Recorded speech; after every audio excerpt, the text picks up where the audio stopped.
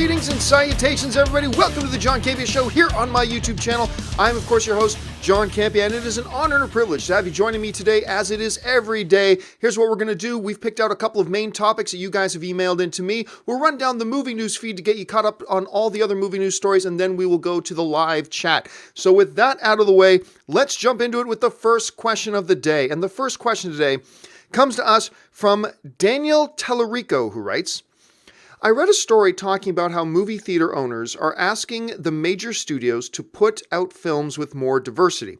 Not just the actors, but also diversity of when movies come out. Since Black Panther just broke so many records in February, they said diversity is profitable. What do you think about these comments, and do you agree? Well, of course, diversity has been a major topic of conversation for a while now in movies, the need for diversity, what constitutes diversity, all that kind of stuff. And then, of course, recently we've had two major hit films with the non-traditional white dude in the leading role. We had Wonder Woman, which made over $800 million, which basically is the most successful, clearly across the board, the most successful DCEU film so far. And then we just had Black Panther, which is still in theaters, breaking records left and right and all that kind of good stuff. So it's become a major issue. Now, NATO, no, not the military alliance, but the North American Theater Owners Association. NATO recently had their head make a statement about what they have been asking as movie theater owners, what they've been asking from movie theaters, and what they want to see in the movie offerings they have coming out. This is some of the things that the head of NATO had to say. He said the following: theater owners have been asking for more diversity in movies for a long time. And by diversity, we mean diversity in casting and diversity in times of year when movies are released. Black Panther is barreling towards the $1 billion mark at the box office, despite debuting in February. The traditional norm is that big movies only go in summer and winter holidays. He goes on to say, Black Panther proves if you're good, people will come out and see you any time of the year. It also shows that a movie with an all-black cast and a black director can break records. It's not race or the sex of the actor in a movie. It's the quality of the movie that matters. Interesting comments there from NATO. And, obviously one of the things that we've been talking about for a while is diversity in terms of actors, directors, and writers. But I thought the head of NATO brought up a very, very interesting point there about diversity as far as when big films or potentially big films get released. I was in Hollywood last night with a, let's just call it a major film producer, all right? I was hanging out last night and we started talking, and it's funny that this topic came up, and he asked me point blank, what do you think will be some of the ramifications, he asked me, of the success of Black Panther? And the thing that I said to him was, I honestly think the biggest thing that's going to happen is the thing that very few people are talking about right now. And that is a change in philosophy about when you can release a big movie. Now, this really started with Deadpool. Remember Deadpool a couple years ago? Came out in February, huge success. But now Black Panther comes out, second biggest opening weekend, or second weekend of all time, one of the biggest opening weekends of all time, one of only a handful of films ever to open over $200 million on a film called Black Panther. I mean, that shows that February can work. But I have been making an argument for a long time. If you guys have been watching me for any period of time, I've been saying for a long time, I believe there are opportunities for movies, for studios to drop a significant movie in a September, in a January. I believe there is prime opportunity to take advantage of those months that everybody sees as graveyard months, where other studios just go and dump their dumb movies to die. I have said for a long time, I believe there's an opportunity for a studio to take a movie they're proud of and drop it in one of those months and succeed. I agree. Now look, you can't get around statistics.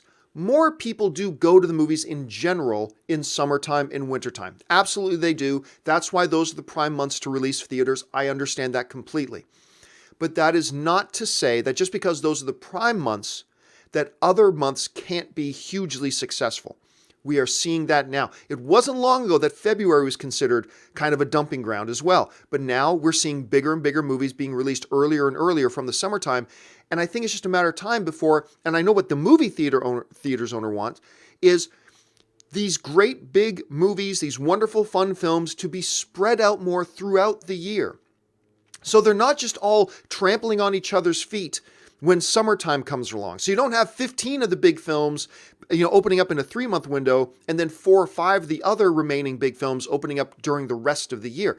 They want that to be balanced out more. And of course, the obvious point they're making. Look, the movie theater owners, and I know because I used to work with one of these movie theater chains, AMC, and they used to talk a lot about, we believe our audiences want more diversity in their films. We believe it's time that we put more actor, director, writer, diversity in our films because we believe our audience wants that. And we are now seeing that's true. Now, that doesn't mean it's not an automatic success. You don't make a movie with a black lead and all of a sudden that automatically means it'll be successful, but it means it can be successful. And it can be a hit like Black Panther. I'm glad that the Theater Owners Association is speaking up on this, and I think we're going to see more and more of studios take advantage of diversifying when the movies come out and diversifying the types of movies they put out, because I believe we're now seeing over and over again multiple examples that these can be successful. Doesn't mean they're the only ones that can be successful, obviously, but it means they can be successful. And I think that's something they're going to pay attention to. All right, let's move on now to the next item. And I know this one's going to be interesting. So this one comes to us from the Canon. And the Canon writes, just saw Game Night and hear people talk about using it to gauge what we will get from the directors in Flashpoint. What exactly can you gauge from a movie in a completely different genre? Besides a bunch of Avengers references in this movie, has nothing to do with superheroes. P.S. Besides great humor, I thought the camera work was creative. Well, that you can attribute that canon to the cinematographer, but yeah, so a lot of people have been looking at this new movie, Game Night, which, by the way, if you didn't see my review for Game Night, very funny. It's a very funny movie. It's not a great movie, but as far as a comedy goes, it's very funny. And you know what I always say? In comedies, you can get away with basically failing at everything else. If you make the audience laugh, everything else will be forgiven. Game Night is one of those films for me. I really enjoyed that movie just purely on its entertainment value and its comedy. Very funny film. If you go see it, you're going to come out with a smile on your face.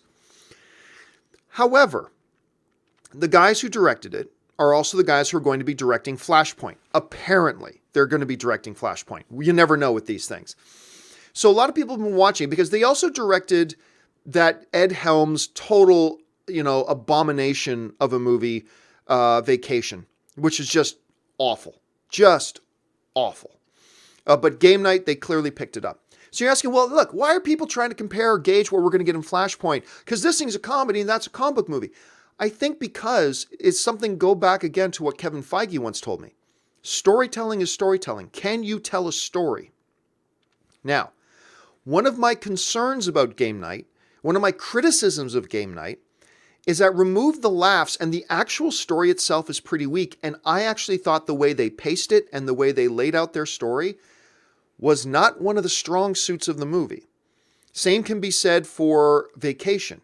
I mean, the story was just a mess. They tried to throw in some good laughs here and there, but the laughs were just hiding the fact and camouflaging the fact that these guys weren't doing a good job in Vacation. That doesn't mean they can't do a good job. I'm just saying the laughs were just camouflaging the fact that in Vacation, they did not know how to lay out a good story or to have a narrative flow. Game Night is very funny, much better than Vacation, and I think you'll enjoy it. But when you look past the laughs, you're seeing those same things. It seems like in this movie, they struggled with, having a good pacing, having a good narrative flow, telling a decent story, not taking ridiculous turns. And those are the things that concern me about Flashpoint. Yes, one's a comedy. Yes, one's a comic book movie, but the basic premises of storytelling are the same. And that's why I'm still a little bit concerned. On the other hand, though, seeing what great laughs there are in Game Night has made me feel more confident that Flash will be entertaining and that we're probably going to get a number of really good laughs in Flash. And Flash is a very funny character, the one they're using on the big screen. He was one of the best parts of Justice League. I thought Ezra Miller's Flash was great. I loved his character in that.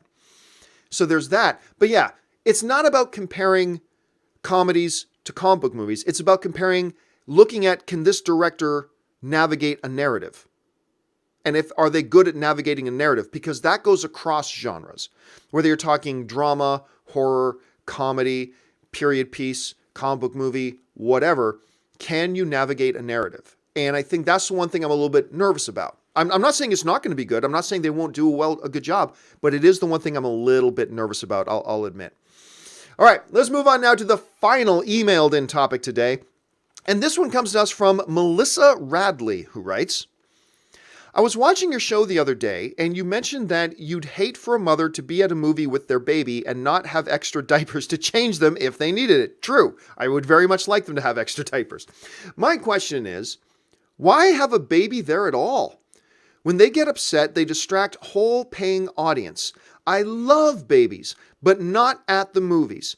Isn't it time to ban babies from the movie theaters? All right. Now, I know this is going to be one that gets us all talking and chatting a little bit, and everybody's going to have an opinion about this. Look, we've all had an experience where we've gone to a movie theater, and at some point you hear, and you're like, what the hell was that? And then, a baby starts crying. Sometimes the mother can, or the father can calm the baby down, great, or sometimes they can, and they get up and they leave the theater. I've only had a very, very, very, very, look, I've been to a lot of movies. And I've only had a very few examples where a baby was getting upset and the parent did nothing about it and just continued to sit there letting the baby be upset and cry throughout the movie. I've had in my, 30 plus years of going to movies, I've only had that happen a very few times. Quite often, a baby gets upset. I've seen that happen a lot. But, what a parent does with it, it varies. So the question then comes up, and it's a fair question to ask, is, well, look, the baby's not getting anything out of the movie. I mean, you're not going to take the baby to go see Selma, and the baby's not going to be uplifted and edified by watching Ava DuVernay's Selma. I mean, so why bring the baby in the first place? And if you can't get a babysitter, maybe you should just stay home. I mean, it's one of the drawbacks of having kids. Million upsides of having kids, but a few drawbacks, maybe that's one of them. Let me talk about why I think, number one, it's a good idea to ban babies from theaters, and then follow that up with why I don't support the idea of banning babies from theaters. First of all, why I can understand wanting to ban babies from theaters. They are a distraction. They are a distraction. It's not like the kid is going to get anything out of the movie. You are simply taking them because you don't have a babysitter. I get it. You're not bringing your baby to the movies because you wanted to. I mean, well, okay, I take that back. If it's Star Wars, if I have a baby, when Ann and I have our first kids, when the next Star Wars movie that comes out, I am taking my baby to that Star Wars just so I can say my baby's first movie was a Star Wars movie. That's going to happen. Okay, fine. I admit that. But, what's the point in bringing the baby? All it is the potential for distraction to the audience. An audience that paid money to come and sit and watch a movie. We get on people's cases about taking out their phones, and we should because that's a distraction, but nothing is more distracting than a baby crying in a theater. And it affects everybody. Somebody kind of giggling and cackling, whatever, throughout the whole film, that might affect the person in front of them, the person behind them, the person to their left, the person to the right. But a baby crying in a theater affects everybody. And it kind of sours the experience while the baby is crying during that point in time. I get it. I do. And so I think you can there's no upside to having the baby there. So I think you can make an argument that a baby should not be allowed in the movie theaters. That being said, there's another side to that coin. For all the times that I've been in a theater when a baby starts crying, there have been 7 or 8 other times that a baby has been in the theater and just never cried. We only notice the times that they do cry. I think the majority of the time that a parent brings their child or their baby to a theater, the baby just sleeps through it. I think the vast majority of the time, the baby just sleeps. I know it seems like it happens more than it does because that's the ones we notice. We don't notice when a baby doesn't cry. But I think for every one time that I've been in a theater where a baby starts crying, there have been 5 or 6 other times when a baby's been in the theater and hasn't cried. So there's that. The other thing is that movies are meant to be for everybody.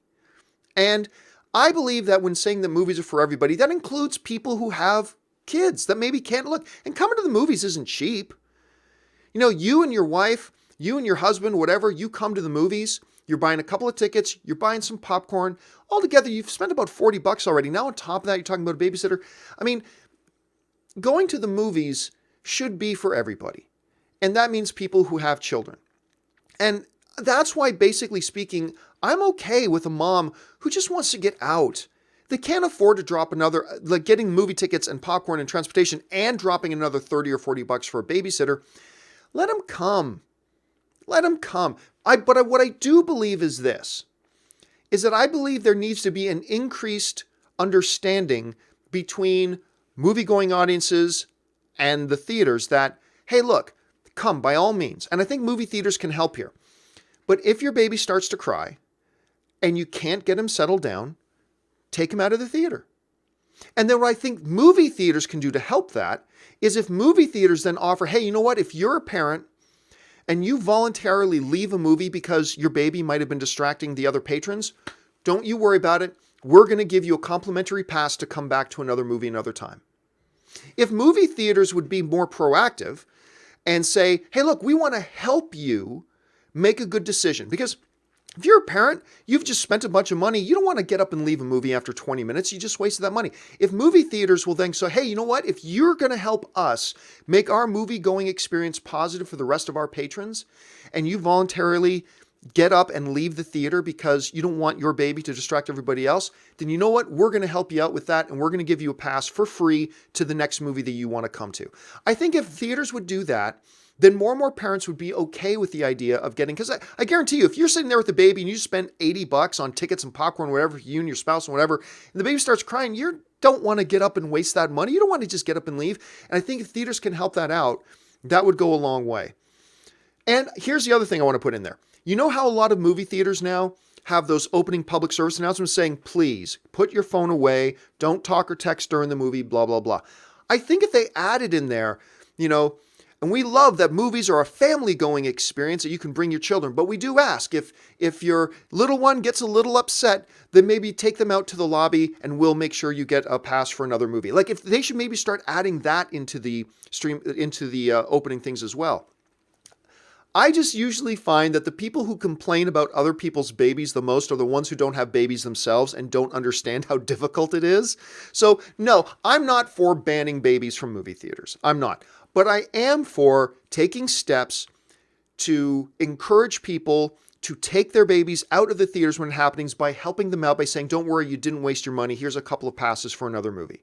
And I think if we did that, everybody would be much happier. But that's just my way of thinking. What do you guys think about this issue? I know it's a little bit of a hot button topic for people talking about babies and movie theaters. Let me know your thoughts in the comments section below.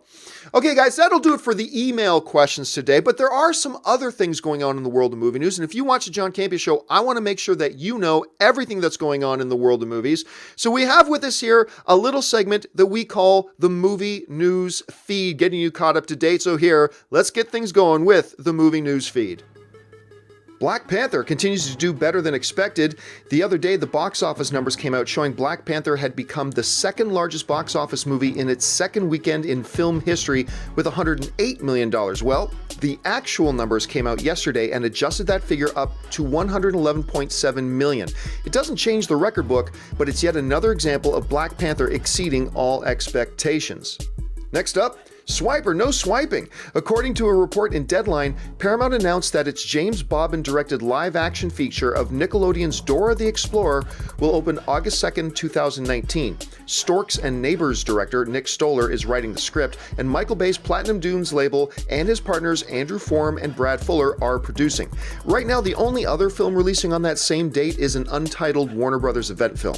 Next, Michael Chiklis is playing a cop on TV again. How crazy. Having already played one on The Shield and recently on Gotham, Entertainment Weekly has confirmed that the star has been cast in a drama pilot about cops and killers for CBS called Murder. Based on a British miniseries and shot like a true crime documentary, Murder focuses on a veteran New York City Police Department detective Mason Garrity, played by Chiklis, and his rookie partner as they investigate crimes. I even like Chiklis in that short-lived superhero family show, No Ordinary Family. Remember that one? And finally, remember when Antoine Fuqua was going to direct that Scarface remake? Then he left it? Well, it looks like he might be back again. According to The Wrap, Universal announced on Monday that the upcoming remake of Brian De Palma's crime classic Scarface is now undated as Training Day director Antoine Fuqua re-enters talks to rejoin the project once again. The film had originally been dated for August 10th. The remake will be made from a script written by David Ayer, Jonathan Herman, and Joel and Ethan Cohen. And that will do it for today's installment of the All right, and hopefully that gets you caught up on all the big things going on in the world of movies. And now, guys, it is time for us to go to the live chat. You guys have been sending in live chats already. Going to ask you, if you have not sent in a live question or comment yet, please don't send in any more. We've got all the ones that we can handle. And any ones that I don't get to, don't worry, guys. We will pick those up on this afternoon's edition of Open Mic, any questions that we don't get to. So with that out of the way, let's get things rolling here with the live questions. The first one comes to us from Chris Miner, who writes, in your opinion, what makes a movie underrated? Well, underrated is a subjective term relative to what you think. Because if there's a bunch of movies that people don't like and you do, then that means to you, that movie is underrated. There's no objective standard for a movie that's underrated. If everybody thinks a movie's underrated, then it's not underrated. People will appreciate it. It's all a subjective thing based on you and your opinion. So if there's a movie that you like that a lot of other people don't like, then to you and your opinion, that means it's underrated. But what you can't do is call a movie underrated that most people like. Like, I can't go, man, The Godfather's really underrated. It's like, what the hell are you talking about? Everybody appreciates The Godfather. It's not underrated. So it's all relative to your opinion. Rex Cousins writes, my favorite show is The Walking Dead, and I used to love going online and chatting with fellow fans. Now it's impossible because I instantly get trolled. I hate toxic fandom. I'm telling you what, Game of Thrones and The Walking Dead fandom are some of the most toxic fandom out there. It's brutal. Seriously.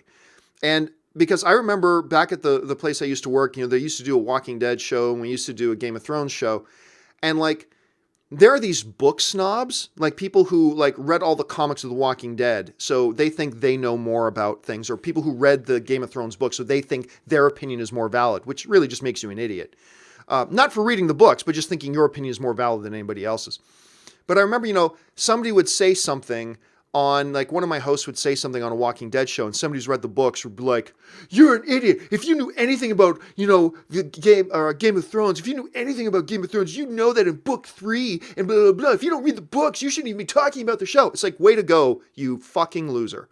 Way to go, you imbecile. Way to just turn off people from being fans. You're right. And The Walking Dead and Game of Thrones, some of the coolest TV we've had in a long time, has a segment of incredibly toxic fans. Incredibly toxic fans. And it's unfortunate because they ruined the fun for a lot of other people. And it is fine. And let's not just center out The Walking Dead or Game of Thrones. Video games, video game movies, comic book movies, all genres kind of have that segment of toxic fandom. It's just that, wow, the toxic fandom in the Walking Dead community and in the Game of Thrones community is really, really loud. Their segment of toxic fans are just really loud, and it takes the fun out of it for a lot of people, to be honest with you. So congratulations, you made the thing you say you love less popular because you're turning people off of it because you're an ass. Anyway, let's see. Next one comes to us from Mason Barr, who writes, hey, John, I wanted to say I've been listening for a couple of months and I really enjoy the content. I do production line work and it makes my days go a lot faster from being really monotonous and slow. Thank you. Well, thank you so much, Mason. I'm glad myself and all the other film fans who are here can make that possible for you. Thank you for joining us, and it's great having you aboard as one of our viewers. And thanks for being a contributor as well. And Min writes, thoughts on recent Rebels episodes? Didn't watch them yet. Nope. Ann and I are probably going to have to watch those tonight. I mentioned I was out last night, so I didn't have a chance to watch them yet. I'm going to watch them tonight. KW Garrett writes, since Hulu, Netflix, and Amazon are publicly traded companies, why are they allowed to keep viewing data secret? Don't the shareholders deserve this information? Well, I think what the shareholders are entitled to is financials. They're entitled to financials. But I don't think shareholders are entitled to every bit of information out there because as a company, they want certain things kept secret. So for instance, Coca-Cola, I believe, is a publicly traded company.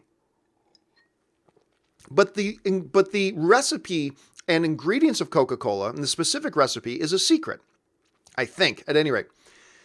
So it's like, well, if you're a publicly traded company, you can't have any secrets. That's not true. That's not true. A company can have secrets. There are certain things that you are legally required to divulge to everybody if you're a publicly traded company, your financials, for example. But I don't think things like viewing stats are one of those things. I could be wrong about that. I've never studied this area of law like really in depth, like as it pertains to having to release viewer stats. But the way I would probably understand it off the top of my head is that they're responsible to release financials, not necessarily every little company secret, or else the companies would have no secrets, and that's bad for business. Dakota Barber writes, "Morning, John. I saw 3 billboards and I loved it. I was very surprised by the direction the story took and loved the performances. What are your thoughts on Hell or High Water?" Okay, Dakota, first of all, thank you for the question. Very, very odd question, I got to tell you, because first you spend 4 lines saying, I love 3 billboards, this. What do you think about Hell or High Water? It's totally out there. So I will answer your question, though. Loved Hell or High Water. I didn't have high expectations for that at all. But I remember going into it, and you got Ben Foster, you got Chris Pine, you got Jeff Bridges. The story was, I was just glued. My eyes were glued to the screen the entire movie. I love Hell or High Water. If you have not checked out that movie yet, do yourself a favor and check it out. One of the best modern Westerns I've seen in a long, long, long time. By modern Western, I mean it's like a Western set in a modern context. Just check it out. It's beautiful, great beginning, great middle, great end. Check it out. Rex Cousins follows up with, happy that more theaters are doing sensory-friendly showings for autistic people. Have 2 autistic siblings. I'm about to take them to their first movie. You know, one of the really good things, and I'm often critical of the movie theater industry, but one of the things I gotta say that I'm really, really encouraged about with the movie theater industry is that they have really consistently been on the forefront of making more accessible movie viewing experiences for more people. Whether it's having special systems in place for people who have hearing impairments to watch their screenings, making sure their theaters are wheelchair accessible, having, like, I remember AMC had this, what was it called, like Kids and Toddlers or something like that, or Mom's Day. They would have specific theater screenings of movies for moms with kids. We were just talking about babies in theaters. And they would show everybody in there had a baby and a kid. And nobody judged you. Everybody would just be able to sit there, watch a movie with their kid. And if a few kids cried, it didn't bother the moms. They just enjoyed the movie. Movie theaters, I've been very, very proud of how they have tried to always be at the forefront of making their films more accessible. And sensory-friendly showings like that is just another thing that they do. So I agree with you. And I'm glad that some people are wanting to publicly praise. Because, you know, we trash on movie theaters and on studios when they do dumb things. We should step up probably, and I'm probably more guilty of this than anybody.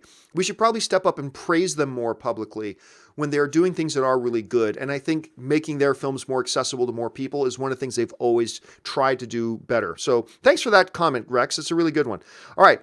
Maximum Effort writes, "Hey, John, no question today. Just want to say I love your show and what you do for the film fan community. Also, happy belated birthday." Thank you so much, Max. I appreciate that. And the film fan community is just the greatest community in the world.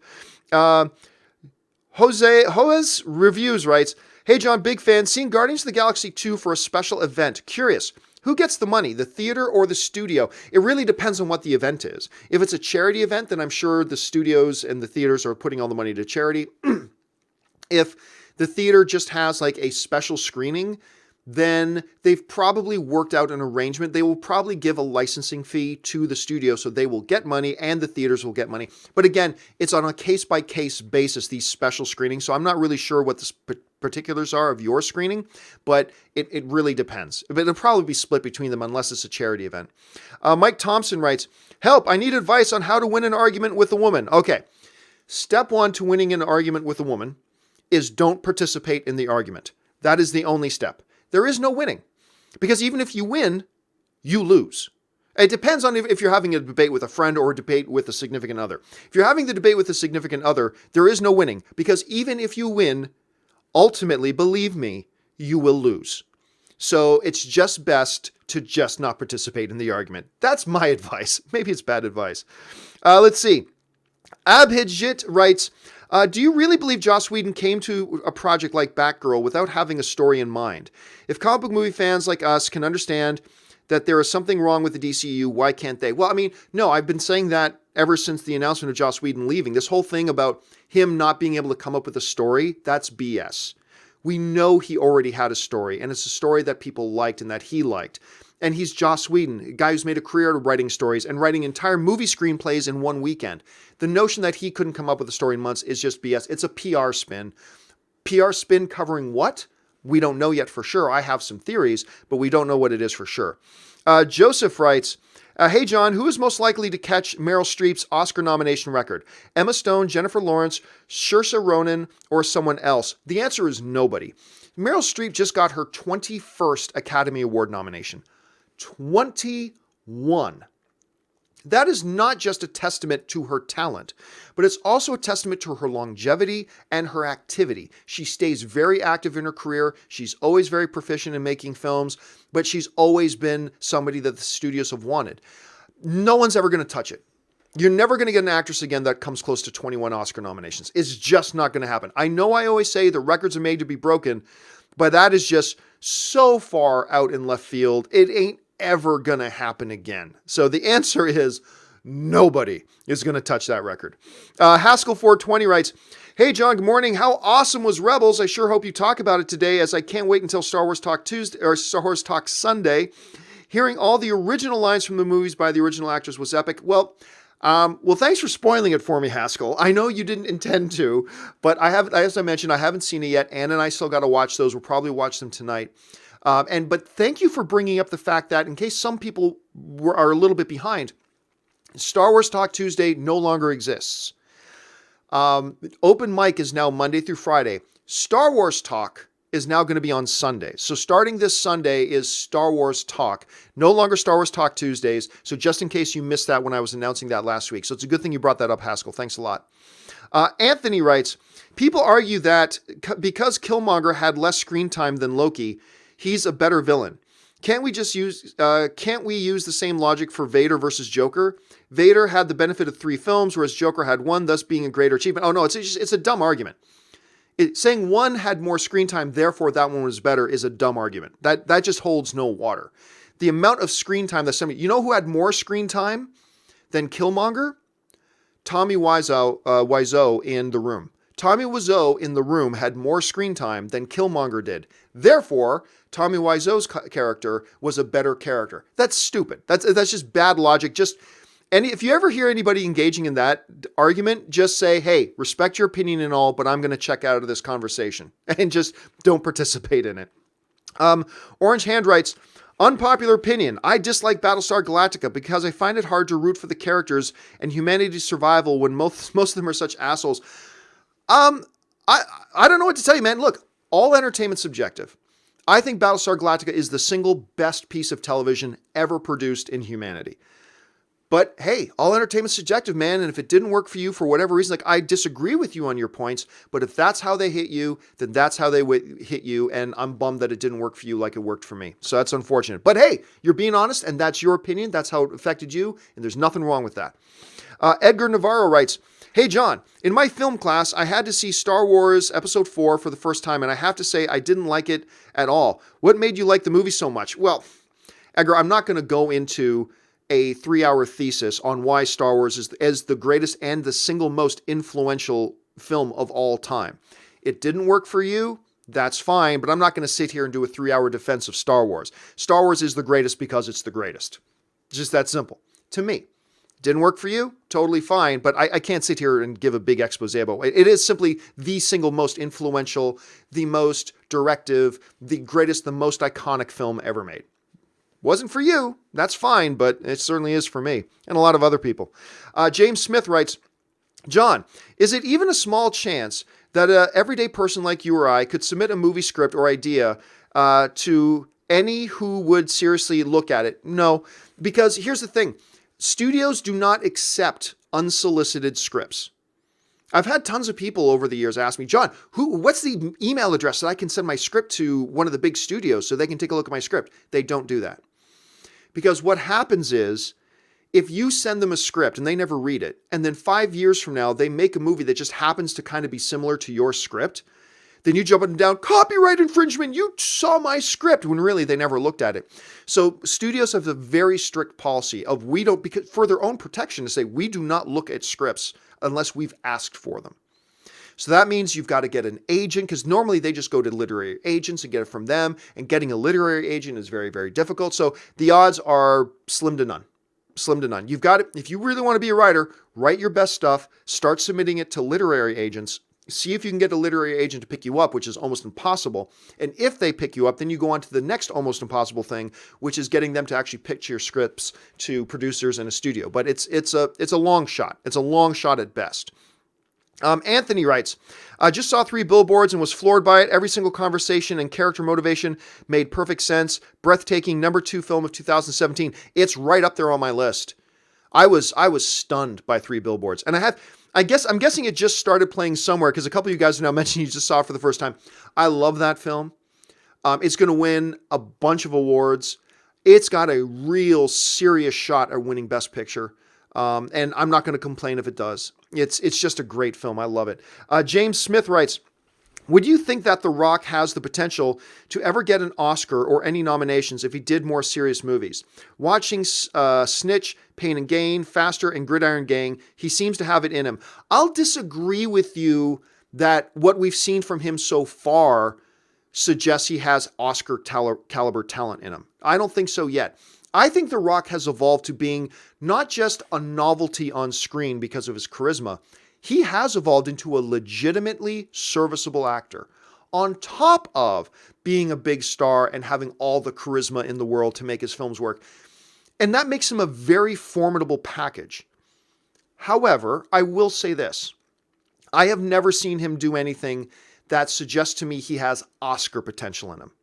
I haven't seen that. I've seen him grow and develop, as we all have, into a legit, serviceable, true Hollywood actor, on top of the incredible gifts he has of just the most charisma we've ever seen on screen since Arnold Schwarzenegger. Natural, just exuding this incredible charisma. But Oscar, I don't think so. Not unless he really starts to improve by leaps and bounds, but I don't think he's got that in him at this point. And that's totally fine. That's totally fine. I can enjoy his movies, and I do enjoy his movies just for what he is. Stig 100-900 writes, Cameron Crowe made one of my top 10 favorite films in Almost Famous. What is your favorite movie of his, and why has he not made a good movie in a while? Well, I mean, look, making a good movie, I'll also go Almost Famous, but I think most people would say Almost Famous. I've been saying it all the time.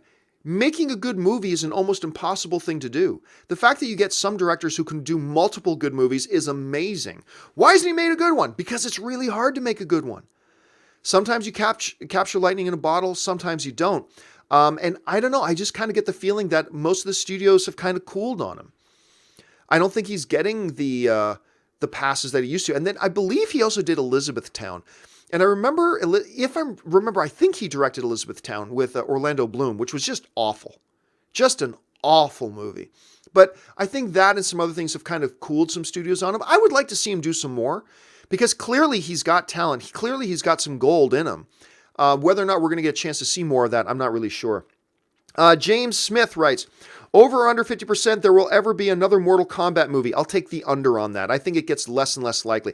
Not like 10%, not 5%, but I will take under 50%. If you were to say like 35%, yeah, I'd go with 35%, but over and under on 50, I'll take the under. Stuart, where'd Stuart go? Oh gosh, a whole bunch more of you guys sent in super chats. Stuart writes, do you feel movie subscription services such as Cinemia and MoviePass diluting the movies that are being made? I go and see movies that I wouldn't. No, I don't think that's diluting the movies that are being made whatsoever. It just means, now you're getting a chance to check out some movies that maybe otherwise you wouldn't have, but no, I don't think that's applicable. I think you're comparing apples to spaceships there a little bit. I don't think that is a cause and effect situation there. John Hein writes, Trump just announced a baby ban on Twitter. Well, there you go. It's now official. No more babies in the movie theaters. And the final question of the day, and actually, I get time for a couple more here. I don't know if Avengers will make more opening weekend or even total than Black Panther, because it's too many movies to also see when Infinity War is out. Look, all these people out there saying Infinity War is going to make $300 million opening weekend. I say, no, it's not. No, it's not. Look, we're going to have a little bit of the same situation that we had with Wonder Woman.